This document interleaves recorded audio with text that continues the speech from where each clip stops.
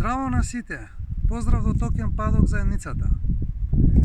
Денес криптомаркетот е нешто над 2 трилиони долари.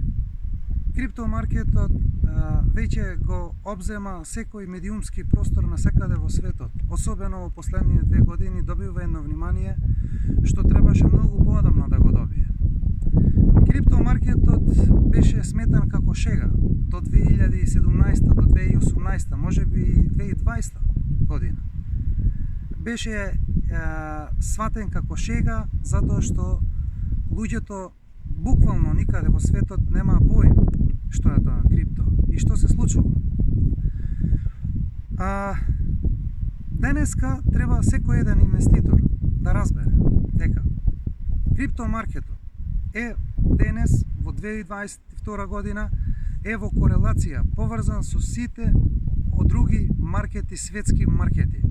Поврзан е со акциите, поврзан е со обврзници, со комодитети и други видови на пазари, недвижности, сите тие пазари, се што го знаеме во економијата, сега криптото денес е дел од оваа светска економија.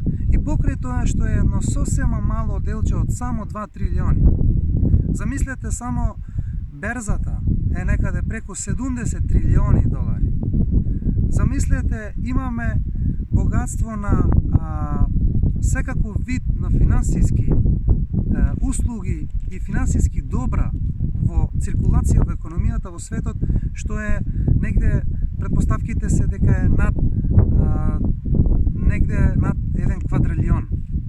Сите тие економии, заедно со недвижности, капиталот на сите видови на финансиски средства, се што може да се стави во таа капа под финансии.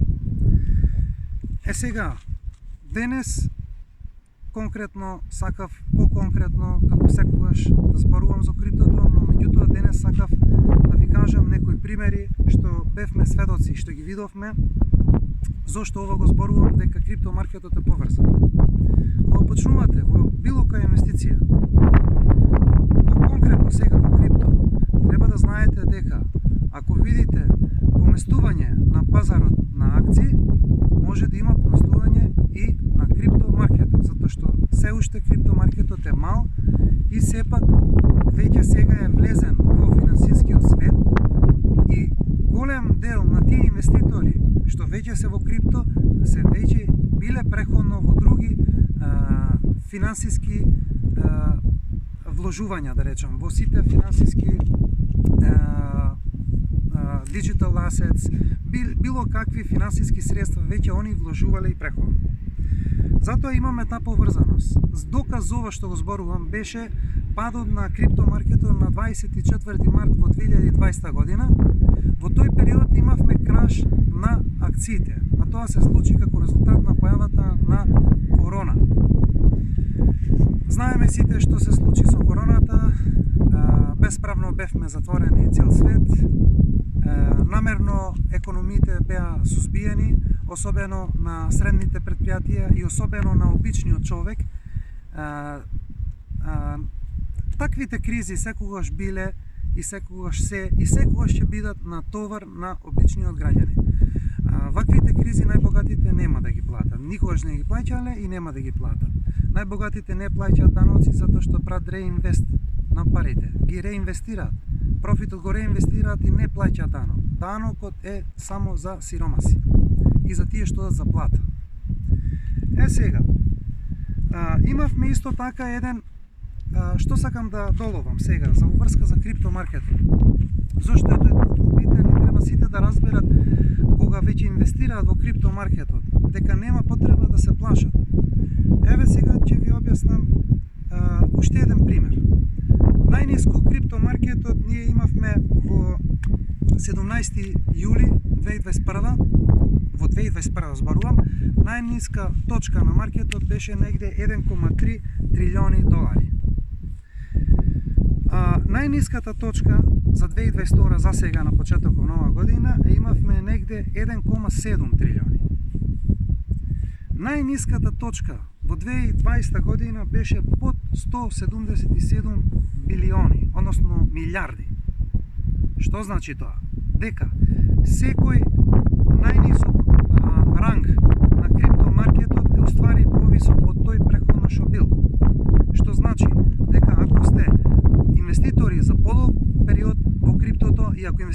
прави проекти наместо некои шпекулативни меме токени, во тој случај вие сте на добар пат за да дојдете до вашата финансиска независност. Но меѓутоа, многу луѓе што немаа поим за крипто, имавме жив пример само пред неколку месеци, во 2021 се случуваше и уште се случува во Турција. Турција има официјално преку 25% инфлација. Официјално. Луѓето тврдат дека е сигурно преку 200%, затоа што викаат нештата што биле денес 10 евра, утре се 50 евра. Така да, значи, никогаш извештаите на официјалните банки не кореспондираат со маркетот во всушност како се случува. Тоа истото ви се случува сега и во Македонија. Народната банка прво кажуваше 2% инфлација, што е дефинитивно небулоза, па после се премислија, кажа над 4%, ама луѓето сите тврдат и цените кажуваат дека инфлацијата се случува преку 100% во Македонија. Што направи луѓето во таква една сурова, силна инфлација во Турција, што направи луѓето? Многу луѓе влегоа во крипто и се спасија, затоа што криптото е најдобар хедж фонд, најдобра заштита за било кој човек, за било какви финанси имате. Немојте да се обесхрабувате ако викате јас сега што да правам, имам 200-300 евра плата. Не се обесхрабувајте. 50 евра ако можете овај месец. Следниот пат 50 евра. Вие лека полека ќе имате можност вашите и тие 50 евра да добијат некаква вредност во текот на времето. Во фиат валути не добивате никаква вредност. Фиат валутите, ве молам да разберете сите, јас зборував на тоа преходни мои интервјуа. Фиат валутите нема никаква основа. До 71 година фиат валутите, како денар, евро, долари, така натака, беа врзани поранешните фиат валути зборувам, нели, не сегашните, до 1971 година беа врзани со златото. Значи, можеше човек да оди во банка и да даде злато и за таа унца на злато да добие 35 долари. Во тоа време зборува. Значи имаше корелација, парите има реална вредност, беа врзани со златото. Денес, фиат валутите, сите фиат валути во светот што постојат, немаат никаква основа. Сите влади, можете да ги проверите овие информации, сите влади до гуша се во долгови. Зошто? Ради популистички мерки. Секогаш за луѓето убаво звучи поголеми плати, убави кредитни рейтинзи и сето тоа да се даваат кредити на многу лесен, едноставен начин. И тоа супер звучи, да, но меѓутоа, економијата како што е поставена оваа старава економија што е живееме, не може тоа да го издржи. И затоа со текот на време, особено кога има кризи, како што беше со короната и сега наредниве кризи, докажуваат дека фиат валутите е економија многу стара, многу уназадена и дека лека полека времето и завршува на таа економија. Време е за нова економија. Еве сега ќе ви кажам уште неколку примери. Овој во Турција што го спомнав примеров беше за инфлацијата. Сега ќе ви објаснам за криптовалутите конкретно како вие можете да бидете на вистина собственик на криптовалути. Имавме една ситуација, јас пишував на мојот вебсайт на Токен Падок. Јас пишував за ситуацијата во Канада. На луѓето што протестираа, само затоа што протестирале против ковид мерките, што очигледно се сурови, луѓето бараа правда, протестираа, канадската демократска влада им ги замрзна средствата, им ги замрзна банкарските сметки, дури стигнале и до криптоменувачниците. Јас за тоа конкретно пишував за тој пример. Ама, јас сега сакав тука да ви објаснам една работа. Ова е клучната разлика кога користите крипто, кога купувате. Ако сакате да ја задржите вашата независност, ако сакате да бидете сигурни дека вашите средства ќе бидат само ваши и никој нема авторитет на вашите средства, вие мора да имате инсталирано Hot Wallet, како MetaMask, како Trust Wallet и да користите DeFi платформи, DEX менувачници. Тоа што многу пати јас го спомнувам, децентрализирани финансии. Јас во овој поглед веќе работам во овој поглед да им помогнам на сите да разберат, да ги почувствуваат бенефициите на DeFi, на DEX менувачници. Зошто децентрализирани финансии се битни? Оваа ситуација што се случи во Канада, ако тие истите луѓе што протестира и фондовите ги избираа преку фирма, тоа беше случај, нивни беше преку одредена фирма на нивни волет. И така беше замрзнати беа нивните криптосредства. Но меѓутоа ако тие луѓе користеа DeFi, ако користеа Hot Wallet и на нивниот Hot Wallet и примеа тие средства во криптовалути, никој жив, никој не ќе можеше да ги тргне од тоа. И никој не ќе можеше да дојде до нивните средства. Но меѓутоа, ова им се случи поради недоволно едукација, неразбирање на нештата. Тоа е втората работа што сакав да зборува. Сега сакав за ова што е сега hot topic, жешка тема, војната во Украина. Имав интервју на 24 вести со господинот Сеат и на тоа интервју кажав, ако почне војна, маркетот ќе крашира. И тоа се случи. Маркетот крашира. Меѓутоа, краширањето на маркетот повторно тој, да речам, тоа дно на маркетот беше 1,7 трилиони. Повторно е повисоко од тоа што било претходно во ланската година. Дури во случај на војна и на голема жестока инфлација. Сега.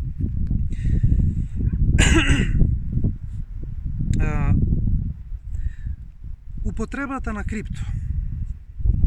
Со ова војнава што се случи, ние видовме еден жив пример. Зошто криптовалутите во било каква ситуација, колку да е таа лоша ситуација, како што имаме сега вакви ситуации, како што има луѓето во Украина таква ситуација. Нивната пара паѓа, не вреди. Русија е во случајов агресорот, доминантната сила, светска сила. Но меѓутоа, рублјата падна во вредност, проценките се дека преку 20% падна вредноста на рублјата. Зошто? Затоа што рублјата беше исклучена од финансискиот свет. Тоа значи дека помалку се употребува, тоа значи вредноста паѓа. Можете да проверите на интернет, имаше редици на луѓе што чека да дојдат да можат да извадат некоја рублја, за да можат да го преживеат денот, да можат месецот да преживеат. Во Русија, да не зборувам за Украина, во една ваква ситуација, каде што во Украина им забрани на луѓето, поради војната нормално, да повлекуваат повеќе од 3000 евра средства на жител. 3000 евра. Замислете луѓе што имаат стотици илјади евра. Замислете бизнисмени, пропаднети, уништени. Нивните средства се во банката. Тоа е доказ дека не се нивни пари. Ова е жив доказ дека парите во банка не се ваши пари. Парите и вашите дигитални средства се ваши само кога ги имате на Hot Wallet и кога користите DeFi платформи. Се друго е централизирано што има контрола врз вашите средства. Ве молам, разберете го ова. Само DeFi платформа, Hot Wallet, само во тој случај вие имате вистинско собствеништво на вашите средства. Овие ситуации сега што се случува го докажаа тоа. Значи, случајот, како што спомнав, во Канада, случајот што има други случаеви, значи, што значи централизираност? Контрола. Целта на централизираноста. Контрола. Најголемата илузија во денешното човештво, во најголемиот процент денес, најголемата илузија е дека државата ќе ги спаси, државата ќе им помогне. Во Македонија 30 години се чека некој нешто да дојде да направи и се чека на државата. Постојано се чека на државата. Зошто да чекате од државата, кога државата никогаш нема да дојде во ваш сусрет, во ваша помош? Мора вие сами себе да си помогнете. Вие треба да разберете дека сте сами на себе. И треба да разберете, треба духот како предприемач, независно дали сте вие водоинсталатор, дали сте електричар, без разлика која е вашата професија. Вие треба што повеќе на еден децентрализиран начин вашите вештини да ги преточите во средства и јас ви препорачувам да си користите Hot Wallet, DeFi платформи, да си правите размена peer-to-peer, значи јас плаќам за услугата тебе, ти ми плаќаш за услугата мене, да се избегнат овие централни органи, затоа што овие централни органи само ни штетат и само ни одземаат силата што треба ние да имаме како поединци.